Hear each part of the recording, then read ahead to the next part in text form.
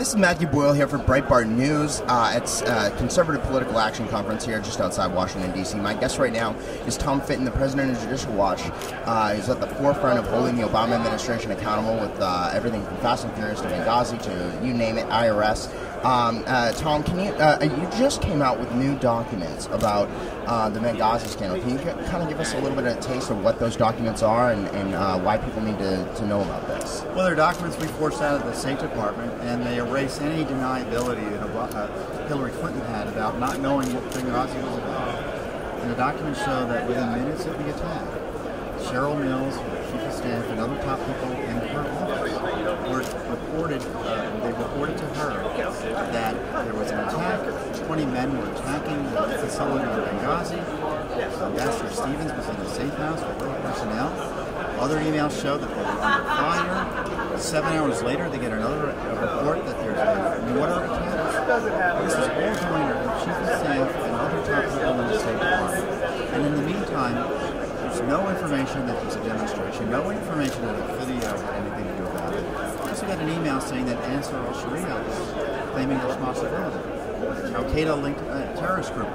And then, despite all of those emails, she put out a statement suggesting a video was behind it. And then when the reporters are asking, where's the ambassador, Cheryl Mills says, let's just leave Hillary's statement out there. And despite them knowing there was a mortar attack, a terrorist attack, and planned, obviously, military-style terrorist attack against Benghazi, they still wanted to have out there that big lie that Hillary created. Now, combine this together with Operation Fast and Furious, IRS, all the other scandals of this administration, and this pattern of deception and non-transparency. I mean, what is this all showing about the Obama administration? What is the pattern that you're seeing? When you talk about Fast and Furious and Benghazi, we should recognize the consequences of government corruption. It's not just Obama just doing policies you don't like, or Hillary Clinton doing things you don't like as Secretary of State. The consequences can be deadly. Hundreds of Mexicans were killed by Fast and Furious guns. Brian Perry, federal law enforcement official, killed on Border Patrol, killed by a gun likely associated with Fast and Furious. Just last year, we found a Fast and Furious gun used in a gang shootout in Phoenix, or a gang attack in Phoenix. These guns are still out there. Benghazi, 4 dead Americans. We didn't really have to die if Obama was being, and Hillary was on top of the security situation and was willing to take responsibility for the disaster that was Libya and approach it from a security perspective in a good way, as opposed to pretending there was no problem there.